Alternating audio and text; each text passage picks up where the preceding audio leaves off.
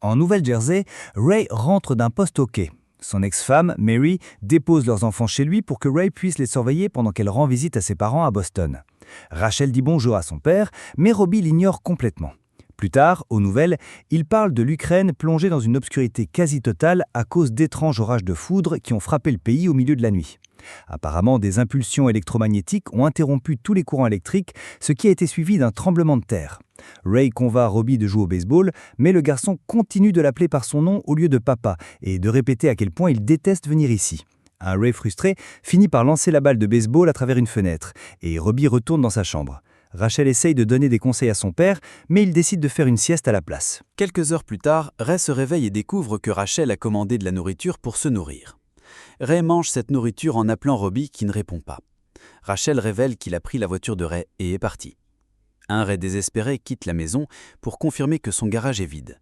Mais il est distrait par toutes les personnes dans la rue qui regardent le ciel. Il fait de même et est choqué de voir un énorme nuage d'orage sombre. Bientôt, le vent commence à souffler très fort et Ray réalise qu'il va vers l'orage, ce qui n'a pas de sens. Soudain, le vent s'arrête et la foudre commence à éclairer le nuage sans faire de bruit. Ray trouve ça amusant, mais Rachel a peur, alors il se précipite à l'intérieur. La foudre continue de frapper les mêmes endroits encore et encore, ce qui inquiète Ray aussi, alors ils finissent par se cacher sous la table. Après quelques minutes, la foudre s'arrête et Ray vérifie la maison. Il n'y a plus d'électricité dans tout le bâtiment, mais même les machines qui n'ont pas besoin d'électricité comme le téléphone fixe et sa montre ne fonctionnent pas. Il se précipite dehors et découvre que toutes les voitures ont aussi cessé de fonctionner. Robbie est à proximité, se sentant perdu, alors Ray lui dit de rentrer à la maison et de rester avec sa sœur, pendant qu'il enquête. Quand Ray marche près d'un garage, son ami mécanicien lui dit que les démarreurs de voitures sont grillés, même s'ils n'étaient pas près de la foudre. Ensuite, il rejoint une foule près de l'église pour regarder un trou dans la rue causé par les coups de foudre. Ray ramasse un morceau de débris et est surpris par sa froideur. Soudain, un grondement peut être entendu sous terre, et tout le monde recule alors que des fissures commencent à apparaître partout dans la rue. Elles commencent à détruire les bâtiments et les voitures dans la zone, et quand la rue s'ouvre, l'église est déchirée. Un endroit sur la rue se déplace en mouvement circulaire pendant une seconde avant de s'enfoncer, créant un gouffre dans lequel les voitures tombent. Les gens s'enfuient en panique quand le trou recrache une voiture, puis d'énormes pattes de trépied émergent du trou et écrasent la voiture derrière laquelle Ray se cache, mais il esquive juste après. Une machine géante émerge bientôt, révélant être un robot extraterrestre. Après avoir poussé un bruit fort, elle ouvre le feu sur la foule, tuant des gens alors qu'ils essaient de s'échapper. Même ceux qui tentent de s'échapper en voiture sont touchés par les rayons. Ray essaie de se cacher à l'intérieur d'un magasin, pourtant les faisceaux mortels atteignent même l'intérieur, sans parler des voitures projetées à travers les fenêtres. Après beaucoup de courses, Ray parvient à partir et descend la route tandis que les bâtiments continuent de s'effondrer derrière lui. Il se cache derrière un mur et regarde le trépied s'éloigner. Maintenant, il peut rentrer chez lui, mais il est dans un état de choc tel qu'il ne sait pas quoi dire à ses enfants. Il se lave et finit par se ressaisir. Ray annonce qu'ils partent et ordonne à ses enfants de commencer à faire leurs valises. Avant de partir, il s'assure de prendre son arme. Dans la rue, beaucoup de gens essaient de quitter la ville. Ray met ses enfants dans une voiture que le mécanicien a finalement réussi à réparer et lui demande de venir, mais le mécanicien refuse. Pendant qu'ils se disputent, le trépied tire derrière eux et déclenche un incendie. Ray s'enfuit avec sa famille et le mécanicien est tué par le rayon laser. Alors qu'ils foncent dans les rues, Ray demande à ses enfants de rester cachés. Les bâtiments et les véhicules continuent d'exploser derrière eux, détruisant toute la ville. Lorsque la voiture atteint l'autoroute, il n'y a pas beaucoup de place pour passer car des dizaines de véhicules ont cessé de fonctionner et de grandes foules s'échappent à pied. Rachel n'arrête pas de crier, alors Robbie fait de son mieux pour la calmer. Ray leur raconte tout ce qu'il a vu et théorise que l'orage de foudre est venu réveiller les machines. Finalement, ils arrivent dans le quartier de Mary, qui n'a pas encore été attaqué, et ils décident de rester chez elle pour le moment. Robbie essaie d'appeler la maison de ses grands-parents, mais la ligne est coupée. Les provisions que Ray a ramenées de la maison ne sont que des restes de célibataire, donc la seule chose qu'il peut faire est des sandwichs au beurre de cacahuètes. Cependant, Rachel doit lui rappeler qu'elle est allergique. Aucun des enfants ne veut manger, et Ray jette le pain à la fenêtre de frustration. Quand la nuit tombe, il annonce qu'ils dormiront au sous-sol pour plus de sécurité. Au milieu de la nuit, la famille est réveillée par des branches qui tremblent, des éclairs de lumière et des bruits de grognement provenant de la fenêtre. Soudain, un hurlement retentit dans la zone et toute la maison tremble alors que les lumières deviennent plus vives. Le bruit devient aigu, alors Robbie entraîne sa famille dans une pièce souterraine juste avant que des débris enflammés ne volent à travers la fenêtre. Ray réussit à fermer la porte avant que le feu ne les atteigne, et maintenant le trio est laissé dans l'obscurité. Le lendemain matin, Ray sort et trouve le sous-sol en ruine. Quand il monte à l'étage, il découvre que la majeure partie du quartier a été détruite par un accident d'avion. Une équipe de journalistes cherche de la nourriture, alors il demande des informations. Il s'avère que ces machines extraterrestres sont apparues partout dans le monde et sont pilotées par les extraterrestres qui sont descendus lors des orages de foudre. Elles sont également équipées de boucliers impénétrables, ce qui signifie que l'armée mène une bataille perdue d'avance. À ce moment, ils entendent un bruit, alors l'équipe de journalistes part immédiatement. Ray prend sa famille et Robbie a besoin d'un moment pour fixer, sous le choc, sa maison détruite avant de rejoindre les autres dans la voiture. Lorsqu'ils atteignent la campagne, Ray explique qu'ils iront à Boston pour trouver Mary. Robbie n'arrête pas de dire qu'il veut retourner se battre contre les extraterrestres, alors lui et son père finissent par se disputer. Quand Rachel dit qu'elle a besoin d'aller aux toilettes, Ray arrête la voiture pour qu'elle puisse aller dans les bois. Elle s'approche de la rivière et est horrifiée de voir des centaines de corps flotter. Ray le remarque aussi et la ramène rapidement à la voiture. Quand il voit un convoi militaire passer, Robbie les supplie de l'emmener avec eux parce qu'il est désespéré de se venger. Ray recommence à se disputer avec lui, mais c'est Rachel qui convainc son frère de remonter dans la voiture. Pendant le voyage, Robbie ne cesse de bouder, alors Ray le laisse conduire même s'il n'a pas de permis. Le soir, ils atteignent une zone où de nombreux réfugiés tentent de trouver un moyen de s'échapper. Robbie a peur et rend le volant à son père. La foule encercle bientôt la voiture, la frappant en suppliant d'être emmenée. Quand un homme saute sur le capot, Ray accélère pour le repousser. Les autres se mettent en colère et lancent des objets sur le véhicule, bloquant sa vision. Ray manque de renverser une personne et doit esquiver à la dernière seconde, de sorte que la voiture finit par s'écraser contre un poteau. La foule en profite pour secouer la voiture et briser les vitres sans se soucier de saigner. Robbie et Ray sont tirés, et Ray doit se battre avec un groupe d'hommes pour les empêcher d'atteindre sa fille. Ils sont trop nombreux, et même l'aide de Robbie ne rend pas la situation équitable. Alors Ray dit à Rachel de sortir. Cependant, des gens commencent à grimper à l'intérieur par les fenêtres brisées, et il n'a pas de place pour bouger. Soudain, Ray tire avec son arme en l'air, ce qui fait finalement reculer les gens. Alors qu'il sauve Robbie de la foule, un autre homme pointe une arme sur la tête de Ray. Le gars force Ray à faire sortir Rachel avant de partir avec la voiture. Ensuite, la famille entre dans un restaurant et regarde les gens recommencer à se battre pour la voiture, entendant de multiples coups de feu. Les enfants n'arrivent pas à croire que leur père fait maintenant une crise de nerfs. Quelques instants plus tard, le trio rejoint la foule traversant le pont à pied et voit des milliers de panneaux de personnes disparues. Ceux qui ont eu des informations des nouvelles confirment que cela se produit partout dans le monde, et l'Europe a été la plus touchée. Finalement, ils atteignent une ville qui a encore de l'électricité et même le train passe. Au quai d'Hudson, des volontaires demandent des dons de sang.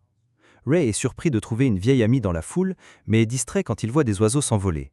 À ce moment, des trépieds apparaissent sur les collines et tout le monde panique. L'armée commence à bloquer les rampes pour empêcher la foule débordante d'envahir les navires qui n'ont plus de place. Alors que des voitures tombent dans l'océan, l'ami de Ray implore de l'aide. Mais il ne l'entend pas car il se précipite pour faire monter ses enfants sur le bateau juste avant que la rampe ne se ferme. Ray réalise alors qu'il y a de la place après tout, mais peu importe combien il demande aux officiers, il ne laisse personne d'autre monter à bord.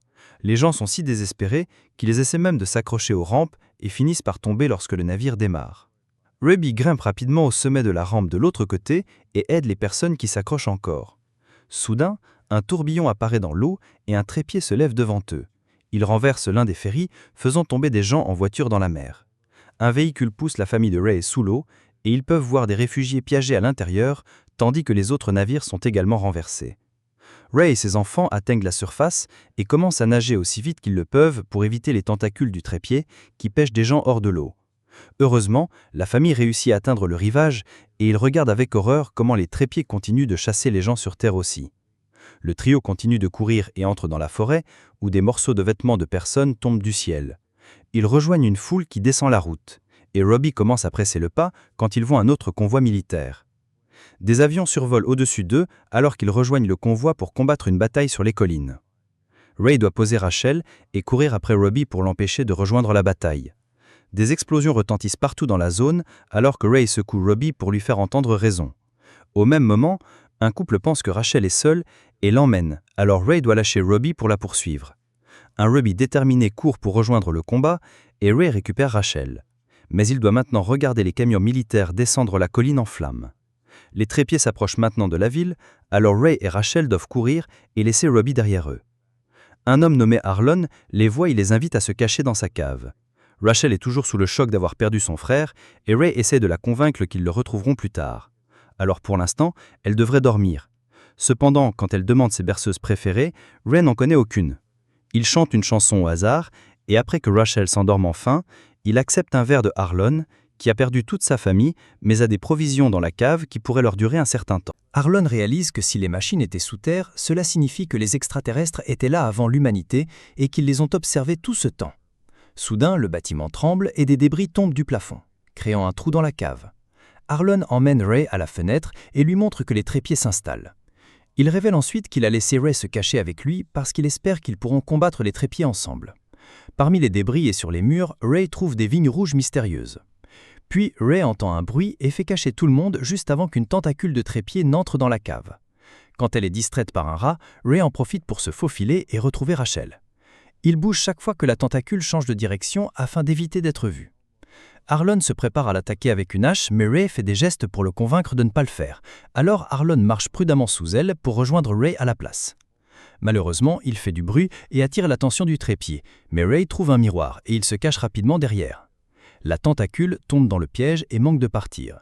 Cependant, elle revient quand elle voit un pied bouger. Le groupe bouge vite et s'échappe avant qu'elle ne puisse les trouver, laissant une chaussure qui convainc le trépied que personne n'est là. La tentacule quitte enfin la cave. Cependant, des ondulations dans l'eau indiquent que quelque chose d'autre arrive. Après avoir entendu quelque chose se briser, le trio éteint les lumières et se cache à nouveau. Maintenant, les vrais extraterrestres entrent et se rapprochent dangereusement du groupe qui attend une ouverture pour changer de cachette. Harlon récupère son arme et veut tirer, mais Ray se bat silencieusement avec lui pour l'arrêter, pendant que les extraterrestres regardent curieusement les objets humains. Quand Harlon réussit à reprendre son arme à Ray, encore appelle les extraterrestres à leur trépied. Les vignes rouges continuent de s'étendre dans tout le sous-sol, et Harlon crie quand il voit quelque chose à la fenêtre. Ray regarde de plus près et découvre que les extraterrestres capturent des gens pour drainer leur sang. Puis il pulvérise le sang sur la terre pour fertiliser la plante rouge. Un Harlon désespéré commence à creuser un trou dans la cave, pensant qu'il peut faire un tunnel qui atteint les stations de métro de la ville. Il continue de crier « Pas mon sang !» et frappe Ray avec la pelle quand il essaye de l'arrêter. Puis Ray bande les yeux à Rachel et lui dit de chanter pendant qu'elle se couvre les oreilles. Maintenant, il peut approcher Harlon et le tuer rapidement. Quand il revient, Ray serre Rachel dans les bras et ils s'endorment ensemble. Quelques instants plus tard, la tentacule revient et Rachel se réveille juste à temps pour crier en la voyant. Ray la frappe immédiatement avec la hache pour la faire tomber pendant que Rachel court à l'étage. Puis il la frappe encore et encore jusqu'à ce qu'elle se brise. La tentacule s'éloigne, mais Rachel crie toujours, alors Ray se précipite à l'étage pour la trouver. Quand il ouvre la porte d'entrée, il est horrifié de trouver des vignes et du sang partout dans la cour. Ray cherche sa fille et quand il atteint le sommet de la colline, il remarque que le sang couvre toute la zone. Soudain, un trépied atterrit derrière lui, alors Ray doit courir. Il essaye de se cacher à l'intérieur d'un camion, mais le trépied le ramasse et commence à le détruire. Avant qu'il ne puisse tuer Ray, il est distrait quand il entend Rachel crier à proximité. Il la ramasse et s'éloigne, détruisant plus de bâtiments dans son chemin. Alors que Ray le poursuit, il trouve un camion militaire et prend des grenades qu'il commence à lancer sur le robot. Le trépied ramasse également Ray et le jette dans un panier rempli de victimes, y compris Rachel. Pendant que Ray vérifie sa fille, une tentacule plus petite atteint le panier pour attraper le prochain humain qui sera récolté. La prochaine fois que la tentacule arrive, Ray pousse Rachel hors du chemin et est pris à la place. Un homme lui saisit immédiatement la main et la foule l'aide à le tirer en arrière. En sortant, Ray laisse les grenades à l'intérieur de la machine et après de nombreux efforts des autres, il est de retour dans le panier. Les grenades explosent et le trépied commence à se désagréger faisant couler du sang partout et tomber les paniers. Heureusement, ils atterrissent sur des plantes ou des arbres et tout le monde est en sécurité tandis que le trépied s'effondre. Le matin, Ray, Rachel et la foule atteignent enfin la ville où les oiseaux se nourrissent des vignes extraterrestres. Ray attrape l'étrange plante et remarque qu'elle est maintenant blanche, ce qui signifie qu'elle est en train de mourir. À proximité, un trépied s'effondre sur un bâtiment et un soldat explique qu'ils ne l'ont pas vaincu. La machine a juste commencé à se comporter de manière erratique et est tombée d'elle-même. Les soldats escortent la foule à travers la ville, mais bientôt un autre trépied apparaît. Il bouge à peine et les oiseaux volent déjà au-dessus de lui. Ray réalise que si les oiseaux sont proches, alors le bouclier doit être désactivé, alors il le dit aux soldats. Ils se mettent immédiatement en position et ouvrent le feu, abattant avec succès le trépied jusqu'à ce qu'il tombe sur un bâtiment. Une trappe s'ouvre sur le trépied et le pilote extraterrestre tente de ramper, mais il meurt instantanément. Ensuite, Ray emmène Rachel chez ses beaux-parents, où il retrouve avec joie Mary et même Robbie. Plus tard, les scientifiques découvrent que ce sont des bactéries locales qui ont tué les extraterrestres. Assurez-vous de vous abonner et d'activer les notifications pour pouvoir regarder plus de vidéos comme celle-ci. Merci d'avoir regardé.